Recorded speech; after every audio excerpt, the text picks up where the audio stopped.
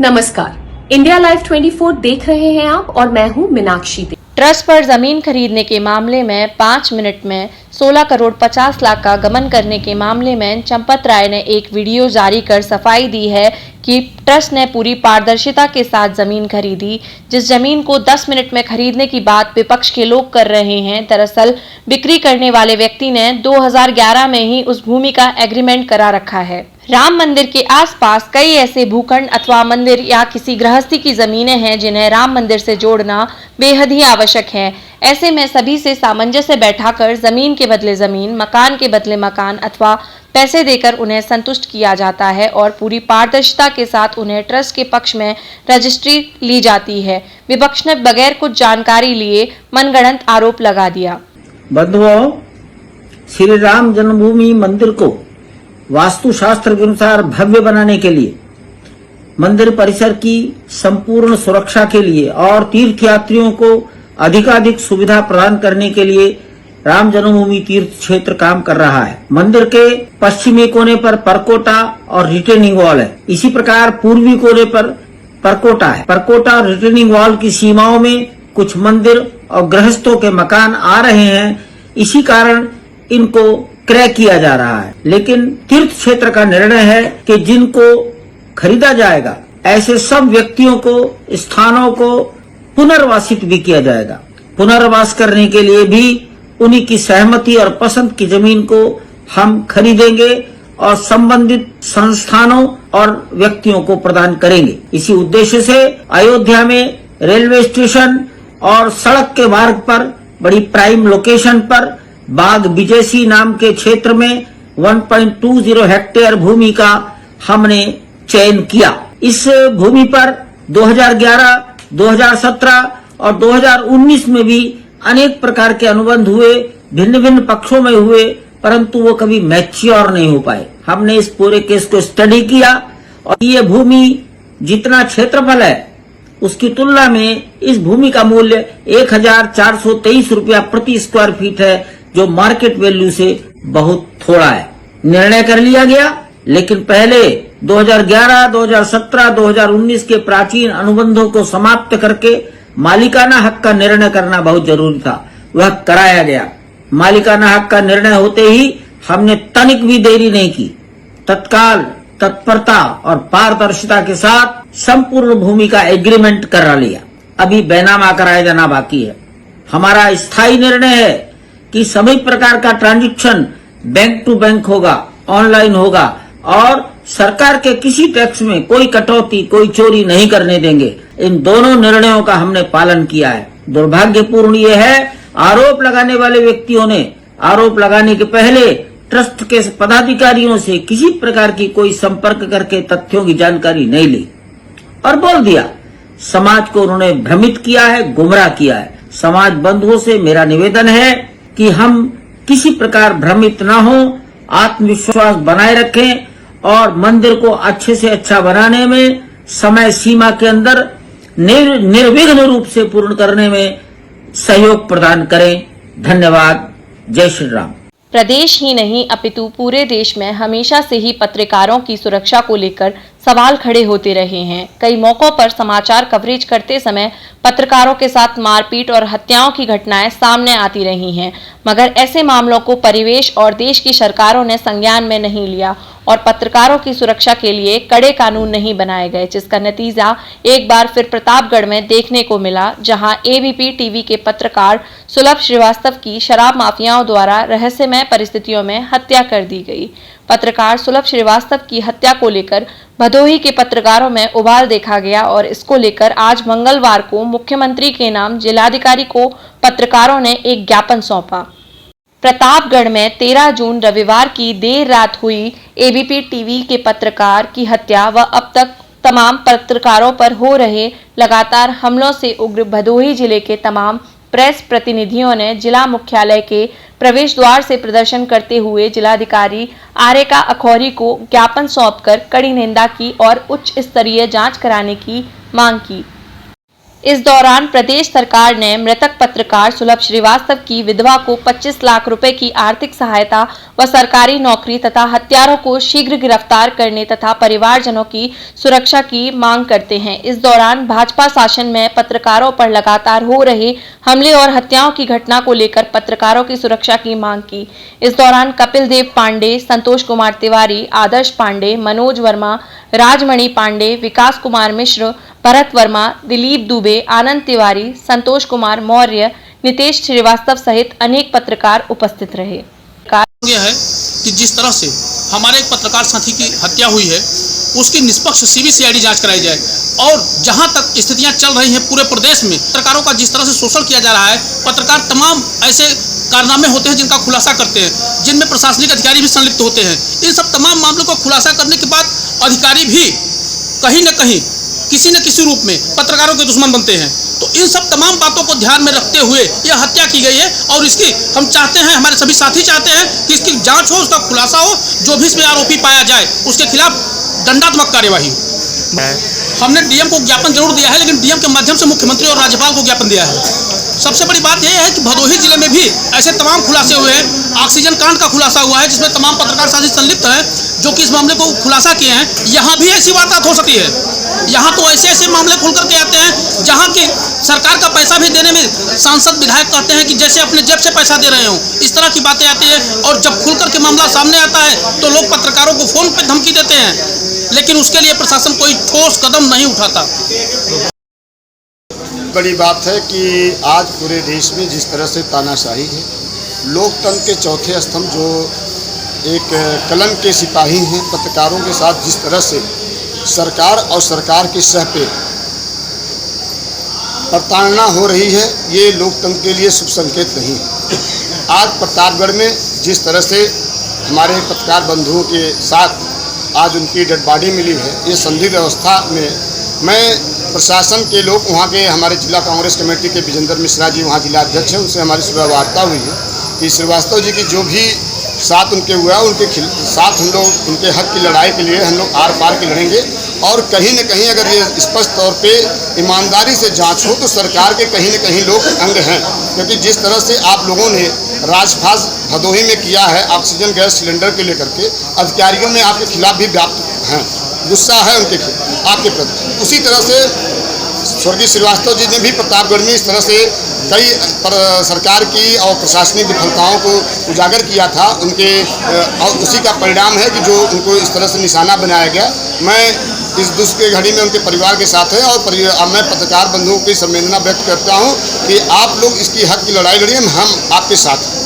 अकबरनगर थाना क्षेत्र के रसीदपुर गांव में नाले का गंदा पानी ग्रामीणों के घर में घुसा। ग्रामीणों ने आक्रोश प्रदर्शन करते हुए भागलपुर सुल्तानगंज मुख्य मार्ग NH 80 को 3 घंटा जाम किया। जाम की जानकारी मिलते ही स्थानीय प्रशासन दल बल के साथ मौके पर पहुंचे और ग्रामीणों को समझाने का अथक प्रयास किया, लेकिन ग्रामीण नाले के गंदे पानी की निकासी को लेकर अपनी बात पर घंटों अड़े रहे। ग्रामीणों का कहना है कि अकबरनगर के मुखिया के द्वारा नाले का निर्माण कराया गया है, जिस नाले का पानी हम लोगों के घर के समीप लाकर छोड़ दिया है, जिसके कारण जब भी बारिश होती है तो पूरा अकबरनगर का गंदा पानी नाले से होकर हम लोगों के घर में घुस जाता है, जिसके कारण हम लोगों का घर में रहना दुश्वार हो गया है। हम लोगों को न्याय चाहिए। अभी कोरोना महामारी का समय चल रहा है और हम लोगों के आंगन में नाले का गंदा पानी है, कैसे रहें? किसी प्रकार प्रशासन ने कड़ी मशक्कत कर ग्रामीणों को समझा दिया। सड़क के दोनों ओर लंबी लंबी गाड़ी की कतारें खड़ी हो गई थीं। ये पूरे बाजार पर का जो है नाला बना करके छोटा ऐसे मेरे घर के सामने खा दिया और उसी में पानी छोड़ दिया। बोला कि हम दरियाव निकासी करेंगे और निकासी किया, ने छोड़ दिया। हमारे घर पे आंगन में वो पानी है पूरा। अब बोले कोरोना भी है, आदमी क्या असर होगा उसका? बच्चा भी गिर गया पानी में।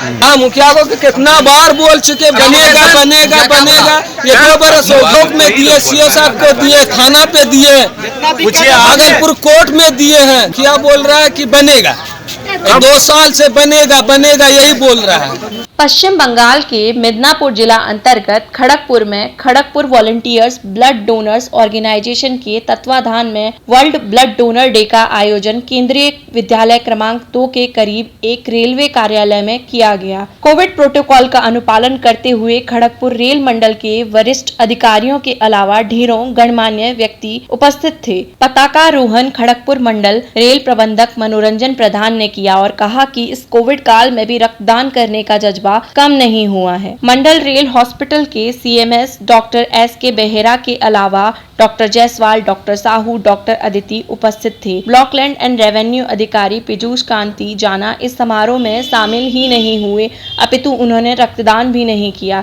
इस रक्तदान शिविर में 56 इकाई रक्त संग्रह किया गया, जिसमें 9 महिलाओं ने भी रक्तदान किया। इस कार्यक्रम का संचालन Kharagpur volunteers blood donation organisation के सेक्रेटरी डॉक्टर जे.बी. साहू ने किया। लोक जनशक्ति पार्टी में हुई बगावत पर जिले के कार्यकर्ताओं ने अपनी प्रतिक्रिया देनी शुरू कर दी है। इसी क्रम में जिले के टिकारी विधानसभा के पूर्व विधानसभा प्रत्याशी कमलेश शर्मा ने कहा कि हम पार्टी में विश्वास करते हैं और स्वर्गीय रामविलास पासवान के द्वारा यह पार्टी बनाई गई थी। उनके निधन के बाद पार्टी के राष्ट्रीय अध्यक्ष चिराग पासवान बने थे। उन्हीं के नेतृत्व में बिहार विधानसभा चुनाव लड़ा गया था, जिसमें पार्टी ने जोरदार प्रदर्शन किया था। एनडीए के सहयोगी दल को भी इससे खासी नुकसान हुआ था। तभी से जेडीयू ने लोक जनता पार्टी को निशाने पर ले रखा था। विगत 10 दिनों से चिराग पासवान की तबीयत खराब चल रही थी। इसी का फायदा उठाते हुए लोक जनता पार्टी सांसद पशुपति कुमार पारस के द्वारा भीतरघात किया गया। उन्होंने कहा कि आज भी हम लोग चिराग पासवान में विश्वास करते हैं और आगे भी करते रहेंगे। जिले के सभी कार्यकर्ता चिराग पासवान के साथ हैं।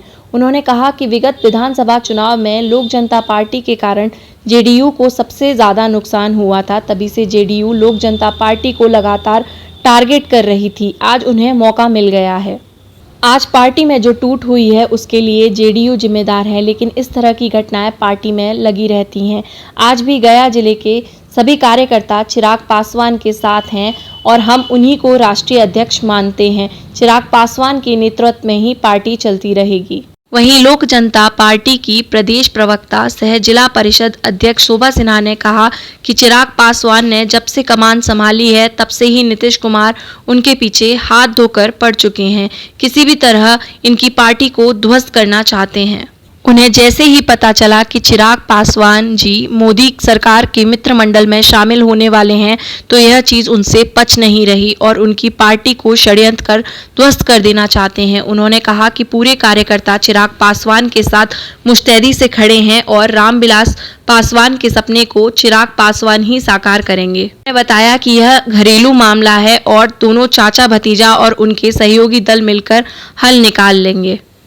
हम लोग तो लोक जनशक्ति पार्टी के सिंबल पर टिकारी विधानसभा के उम्मीदवार रहे हैं और चुनाव भी लड़े हैं और मैं पार्टी में विश्वास करता हूं और पार्टी आदरणीय संस्थापक स्वर्गीय रामविलास पासवान जी के जाने के बाद पार्टी सबसे बड़ी चीज़ होती है और इस पार्टी के हमारे राष्ट्रीय अध्यक्ष एवं संसदीय दल के नेता चिराग पासवान के नेतृत्व में बिहार में चुनाव लड़ा गया था। कम समय में उन्होंने हिम्मत दिखा करके लोक जनशक्ति पार्टी को पूरे बिहार में अपने लगभग 130 से 40 सीटों पर चुनाव लड़ाने का काम किया और जोरदार ढंग से पूरा बिहार में एलजेपी का प्रदर्शन रहा, जिसका नतीजा कि एनडीए को जदयू सहयोगी दल का सीट भी कम आया। इसके कारण एलजेपी को लोकप्रियता के देख करके बहुत सारे लोग घबराए हुए थे और एम केन प्रकरण करके एलजेपी को कमजोर करने की साजिश बहुत दिनों से चल रही थी। आज हमारे नेता चिराग पासवान जी के तबीयत खराब रहने के कारण 10 दिन से लगातार वो अस्वस्थ हैं। इस अस्वस्थता में एक शेर को घेरने के लिए इतने बड़े लोग हुजूम तैयार करके जो पार्टी को भीतरघात किया गया और पार्टी को नुकसान पहुंचाने का काम जो पशुपति कुमार पारस जी हमारे सांसद हैं पार्टी के, उनके नेतृत्व में किया जा रहा है। यह बिहार की जनता जो लोक जनशक्ति पार्टी और स्वर्गीय रामविलास पासवान जी में जो आस्था रखता है वह कतई बर्दाश्त नहीं करेगा और पार्टी के द्वारा ही सांसद और विधायक होते हैं। ये सब राजनीति में लगा रहता है और पार्टी मजबूती के साथ बिहार में चिराग पासवान के नेतृत्व में ही आस्था रखती है और हम लोग भी चिराग पासवान के साथ कंधे में कंधे मिलाकर खड़े हैं। हो सकता है चूंकि जदयू के निशाने पर हमारी पार्टी एलजेपी चल रही थी, चूंकि विधानसभा में जदयू को एलजेपी ने नुकसान पहुंचाया था, इसलिए एलजेपी भी चाहता था कि इस पार्टी को हम नुकसान पहुंचाए और अथी करे। तो आजकल राजनीति में हमारे जो भी माननीय सांसद महोदय हैं उनके द्वारा इस तरह का जो निर्णय लिया गया है वह पार्टी हित में तो नहीं है। पार्टी चूंकि जो निर्णय बिहार में जनता का नेतृत्व करने का सपना दिखाया था उस पर थोड़ा ठेस तो पहुंचा है, लेकिन मैं विश्वास करता हूं कि लोक जनशक्ति पार्टी के जो भी वर्कर हैं या जो भी यहाँ का लोक जनशक्ति पार्टी में आस्था रखते हैं वो सब चिराग पासवान जी के साथ रहेंगे। गया कार्यकर्ता चिराग पासवान के साथ हैं।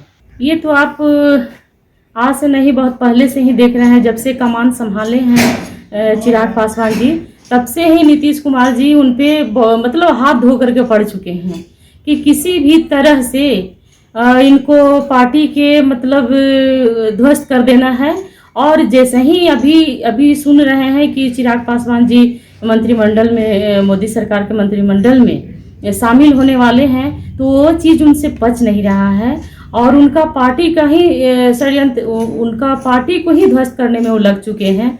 तो ऐसा नहीं है, वो घरेलू मैटर है। उनके चचा हैं माननीय पशुपति पारस जी, और दोनों चचा भतीजा बैठ करके और उनके सहयोगी दल के जो सारे सहयोगी हैं जो सब मिल करके बातचीत कर रहे हैं। ऐसा अभी पार्टी में कुछ हुआ नहीं है, बस एक र्यूमर के तहत अभी उड़ाया जा रहा है। लेकिन लोग लगे हुए हैं और माननीय मुख्यमंत्री जी लगे हुए हैं, नीतीश कुमार जी लगे हुए हैं, इसलिए कि हमेशा उनका माननीय मुख्यमंत्री जी के कार्यक्रमों पे, उनका कार्यशैली पे चिराग जी का हमेशा कहना होता था कि यहाँ पे गलत हो रहा है, यहाँ पे सही हो रहा है। तो ये चीज़ उनसे बर्दाश्त नहीं हो रहा है, ये चीज़ वो पचा नहीं रहे हैं और उनका पार्टी को बर्बाद करने में तुले हुए हैं। नहीं, ये होता है, ये भतीजा है माननीय चिराग पासवान जी उनका भतीजा हैं और वो चचा हैं।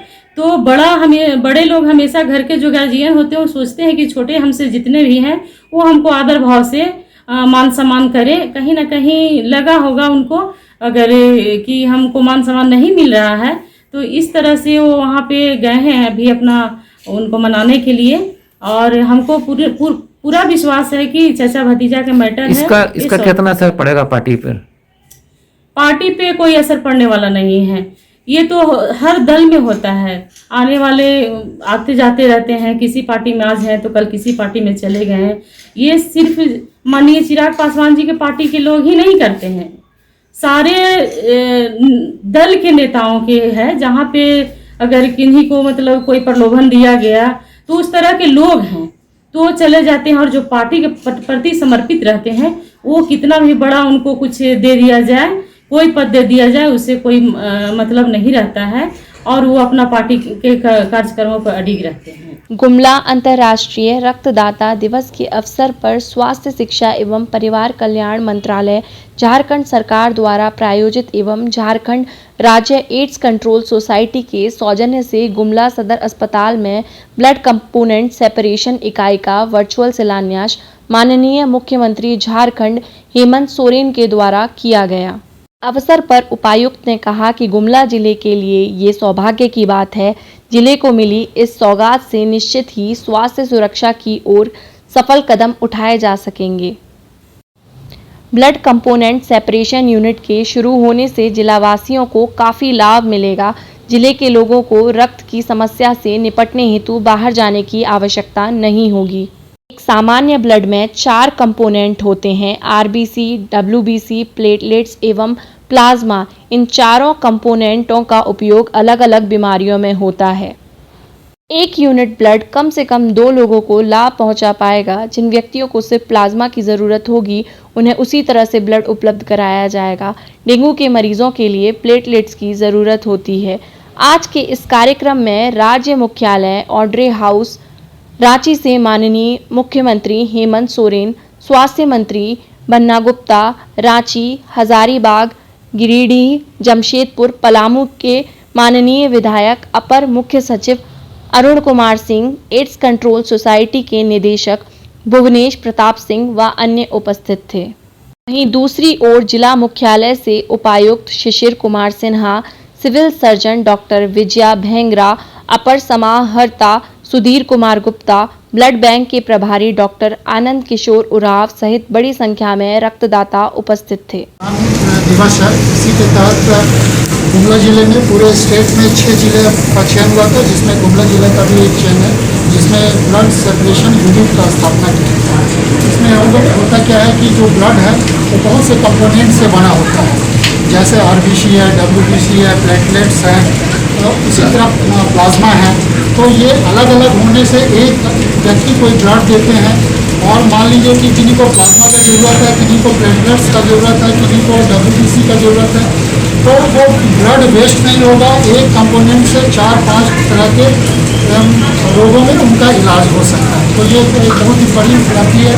जैसा मिशन जीवन संस्था के सदस्य अनिकेत कुमार ने बताया कि डे केयर सेंटर अगर हो जाने से और भी लोगों को फ़ायदा होगा और थैलेसीमिया के जो पीड़ित यहाँ पर लगभग 75 बच्चे हैं, उन लोगों को मदद होगा। तो मेरा पूरा ये कोशिश रहेगा कि डे केयर सेंटर को हम स्थापित करें। ये आदिवासी बहुल जिला है सर। देखिए यहाँ पर 65% महिलाएं जो हैं, जैसा कि रिपोर्ट है, एनेमिक होती हैं। इनके लिए भी हम लोगों के द्वारा नीति आयोग से प्रोग्राम चला रहे हैं हम लोग, खासकर शैम और मैम बच्चों के कैसे ऊपर उठाए जाए, इन लोगों के लिए हम लोग कर रहे हैं प्रोग्राम। और महिलाओं के लिए भी प्रोग्राम हम लोग कर रहे हैं कि कैसे उन लोगों को अच्छे से अच्छा खाद्य सामग्री मिले ताकि उन लोग एनेमिक से ऊपर। इससे उनको ज़्यादा साथ ही साथ जो सबसे ज़रूरी बात है, जो हम लोगों को पता चला है कि गुमला में लगभग 1000 एक्टिव ब्लड डोनर हैं, जिसमें लगभग 50 से 60 महिलाएं हैं और लड़कियां हैं। ये बहुत खुशी की बात है कि स्वयं आगे आके इन लोग इतना अच्छा काम कर रहे हैं और जिला प्रशासन की ओर से जो भी मदद होगा, जो किसी भी प्रकार का, हम लोगों को देने के लिए हमेशा तत्पर हैं। Thank you. डायलिसिस खून साफ करने की एक कृत्रिम विधि है। जब किसी व्यक्ति की किडनी सही तरीके से काम करना बंद कर देती है तो लोगों को डायलिसिस कराने की ज़रूरत पड़ती है। कुछ साल पहले यह एक महंगी प्रक्रिया थी, लिहाजा किडनी की बीमारी से जूझ रहे समाज के गरीब और मध्यम वर्ग के घरों के मरीज इस खर्च को नहीं उठा सकते थे। लेकिन अब सरकार ने जिला अस्पतालों में गरीबों के लिए मुफ्त डायलिसिस सुविधा देकर मानो उन्हें एक नया जीवन दान दिया है। मधेपुरा में डायलिसिस कराने आए मरीजों और उनके परिवार के सदस्यों में इस बीमारी के लिए परेशानी के बीच एक सुकून देखने को मिला। कल तक जिस डायलिसिस के लिए ये लोग 2-3 दिन तक पटना, दरभंगा आदि जगह दौड़ते थे, लेकिन अब ये सुविधा इन्हें यहीं मिल रही है, वो भी बिल्कुल मुफ्त में। और ये सुविधा जो है मैंने प्रत्येक चीज से उत्तम सुपौल जी गरुदा किशनगंज। पहले कितना होता था? पहले तो प्राइवेट में बहुत खर्च होता था, अभी कुछ खर्च नहीं हो रहा है। अपोलो कंपनी दे रही है हम लोग को सुविधा, बहुत अच्छा सुविधा है। पहले डायलिसिस हम सप्ताह में 3 डायलिसिस करवाते हैं। सर खर्च पे तो बहुत असर पड़ा है और सुविधा भी बहुत बढ़िया है। डायलिसिस फ्री हो रहा है, अब सिर्फ हमको मेडिसिन लेना पड़ रहा है। पहले कहाँ मधेपुरा सदर अस्पताल में डायलिसिस केंद्र बीते 2 हफ्तों से चल रहा है। अभी बहुत लोगों को इसके शुरू होने की सूचना भी नहीं मिली है। सिर्फ 6 मरीज ही यहां डायलिसिस करा रहे हैं, जिनका करीब 18 बार डायलिसिस हो चुका है, जबकि यहां एक बार में 5 मरीज डायलिसिस करा सकते हैं। यहां गरीब मरीजों को जहां मुफ्त में डायलिसिस की सेवा दी जा रही है, वहीं सामान्य लोगों को इसके लिए 1745 रुपया चुकाना पड़ता है। आपको जिसको राशन कार्ड है उसको फ्री डायलिसिस होगी, और आपको जिसको राशन कार्ड नहीं है उस पर 45 रुपया डायलिसिस चार्ज लगेगी। यहाँ पर 4 नेगेटिव मशीन है, 1 पॉजिटिव मशीन है। जो पैसे भी पॉजिटिव पेशेंट हैं, वैसे पेशेंट के लिए डायलिसिस के लिए 1 मशीन की सुविधा है। आपको एक बार में 5 पेशेंट का डायलिसिस होगा। बिहार में सरकार द्वारा स्वास्थ्य सेवा को बेहतर किए जाने के प्रयास में डायलिसिस केंद्र का जिला स्तर पर शुरुआत किडनी के बीमारी से पीड़ित मरीजों के लिए वरदान साबित हो रहा है। इलाके के लोग इस सुविधा के मिलने से अपनी जिंदगी को बढ़ता हुआ देख रहे हैं। नालंदा जिले के बैना थाना इलाके के सरथा गांव में बाइक तेज चलाने से मना करने पर बदमाश ने फायरिंग करते हुए अधेड़ को गोली मार दी।